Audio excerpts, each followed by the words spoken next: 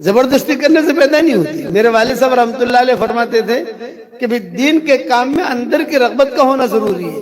میرے والد صاحب رحمۃ اللہ علیہ نے حضرت رحمۃ اللہ علیہ سے ریاض الجنہ میں کہا، میں بھی ساتھ تھا، یہ کہا حضرت میری بڑی خواہش ہے میرے سارے بچے حافظ ہیں، پوتے الحمدللہ حافظ ہیں، سب جو نواز یہ سب حافظ ہے، میں اکیلا ہی حافظ نہیں.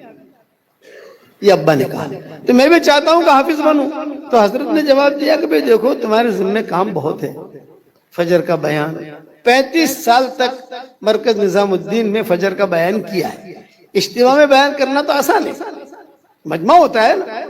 فجر کے بیان مرکز میں در وقت مجمع ہوتا نہیں تھا، کبھی مجمع ہوتا تھا کبھی نہیں ہوتا تھا. تو ابا کہتے تھے کہ 35 سال تک میں نے الحمدللہ بیان کیا. حضرت جی کہتے تھے کہ فجر کا بیان تمہارے ذمہ، پھر مشورے میں بیٹھنا تمہارے ذمہ، پھر خطوط کا جواب دینا تمہارے ذمہ، پھر عربوں کو سنبھالنا تمہارے ذمہ. تو یہ کیسے قرآن حافظ کرو گے آپ؟ تو میرے والد صاحب رحمۃ اللہ علیہ نے کہا کہ حضرت بس میری خواہش ہے اور میری تمنا ہے، آپ دعا کیجئے اور مجھے بسم اللہ کرا دیجئے. تو ابا کہتے تھے کہ میری بسم اللہ ریاض الجنہ میں ہوئی. حضرت جی رحمۃ اللہ علیہ نے وہاں بسم اللہ کروائی. 2 سال تک، اچھا ہر 2 سال میں حج پر جاتے تھے. ہمارے یہاں دعوت کے کام میں اصول ہے ہمارا کہ ہر 2 سال میں پرانے ساتھی حج میں پہنچتے ہیں، ہر 2 سال میں. پھر یہ حالات آئے دعوت کے کام پر، جو بھی حالات آپ لوگوں کو معلوم ہے، پھر ترتیب بدل دی. کبھی 1 سال میں جاتے ہیں، کبھی 2 سال میں جاتے ہیں، کبھی 2 سال میں بھی نہیں جاتے، جیسے تقاضے. لیکن حضرت جی رحمۃ اللہ علیہ جب تک زندہ رہے تو ہمارا یہ سفر ہوتا تھا ہر 2 سال میں حج اور 1 سال میں عمرہ. ترتیب یہ تھی. تو 2 سال کے بعد جب وہاں پہنچے تو ریاض الجنہ میں بیٹھے ہوئے تھے. میرے والد صاحب رحمۃ اللہ علیہ نے کہا کہ حضرت الحمدللہ پورا قرآن میں نے کر لیا، اور جیسے میں جو ہے یہاں آپ کو قل اعوذ برب الفلق قل اعوذ برب الناس سنانا چاہتا ہوں ریاض الجنہ میں. حضرت نے کہا ماشاءاللہ. حضرت کی آواز جو بھاری تھی، ماشاءاللہ، اچھا بھی سنا دو. چنانچہ ہمارے ابا نے جو سنایا، اور پھر سنانے کے بعد حضرت جی نے وہی دعا کری ریاض الجنہ میں. ابا کہتے تھے حفظ تو میں نے کر لیا لیکن اب سنبھالنا میرے لیے مشکل کیا، تقاضے بہت تھے دعوت کے کام کے. میں نے ایسا اپنے آپ کو بنایا تھا. ایک ساؤتھ افریقہ کے یوسف تھے، یوسف ساؤتھ افریقہ میں رہتے تھے. ابا ان کو بہت اہتمام سے بلاتے تھے مکہ مکرمہ، اور طواف کرتے کرتے ہمارے والد صاحب رحمۃ اللہ علیہ 3 پارے سناتے تھے طواف کرتے کرتے.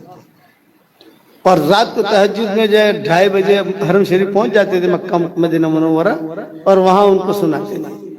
اجتماع ہوتے تھے اس زمانے میں تو مجھے سامنے بٹھاتے تھے ابا، اور کہتے تھے دیکھو میں قرآن پڑھوں گا لیکن یہ کبھی میرا جو ہے 55 کا ہے اور تمہارا 55 کا ہے. یہ ابا کہتے تھے کبھی میرا جو ہے یہ تو 55 کا ہے اور تمہارا جو ہے 55 کا ہے. کہیں بھول کروں تو مجھے بتا دینا، اس لیے کہ اتنا بڑا مجموعہ سنتا ہے تو تم غلطی نکال سکتے ہو، دوسرا آدمی جو وہ تھوڑا سا شرمائے گا کہ مولانا کیا غلطی نکالوں. یہ مجھے سامنے بٹھاتے تھے. اب وہ قرآن پڑھنے کے بعد کہتے تھے ٹھیک پڑھا میں نے کہا ٹھیک پڑھا. اصل ہے اندر کی رغبت، وہ آدمی کو آخر تک پہنچاتی ہے.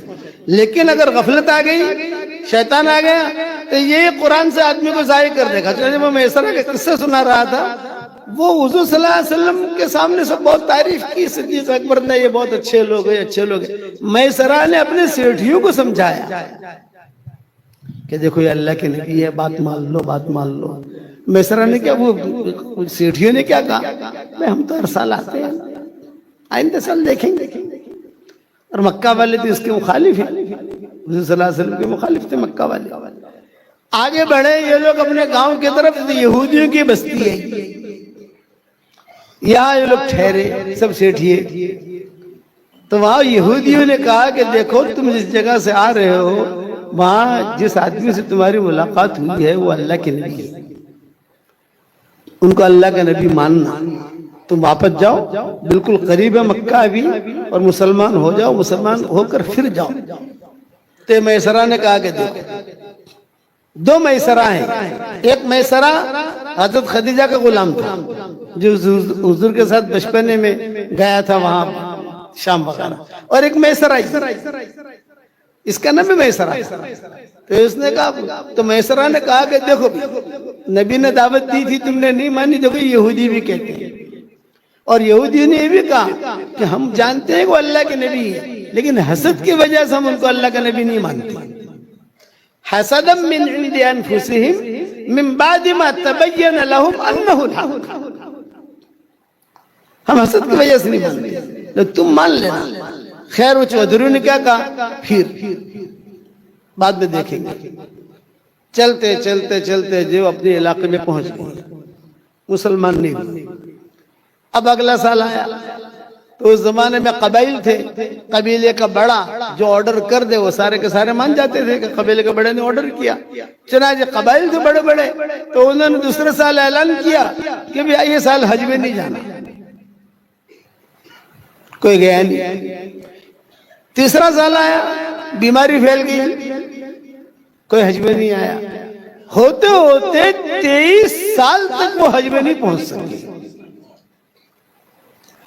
ایک مرتبہ جو آدمی تھوڑا پیچھے ہٹتا ہے وہ پیچھے ہٹتا جاتا ہے، اور ایک مرتبہ ہمت کر کے جو آگے بڑھ گیا وہ آگے بڑھے گا۔ ہمارے والد صاحب رحمۃ اللہ ڈائبٹیز تھی، دنیا بھر کی بیماریاں تھیں اور ذمہ داریاں تھیں۔ اجتماعات کے اندر مغرب بعد کے بیانات عام طور سے ان کے ہوتے تھے، روانگی کی بات ان کی، اور پھر حضرت کے ساتھ ہر وقت رہنا، مشورے میں رہنا۔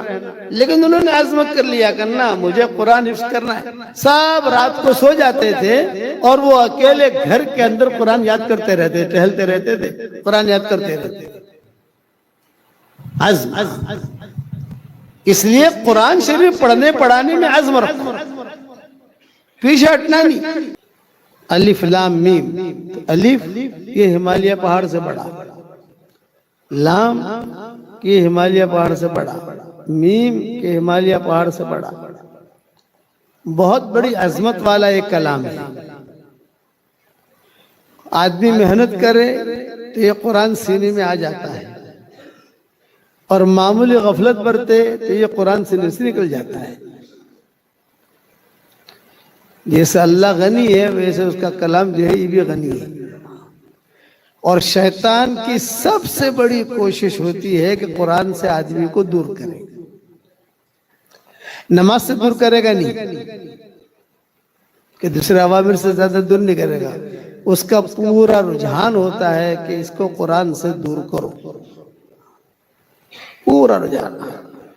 قرآن پر آدمی محنت کرے گا تو اس پر حالت آئے گی۔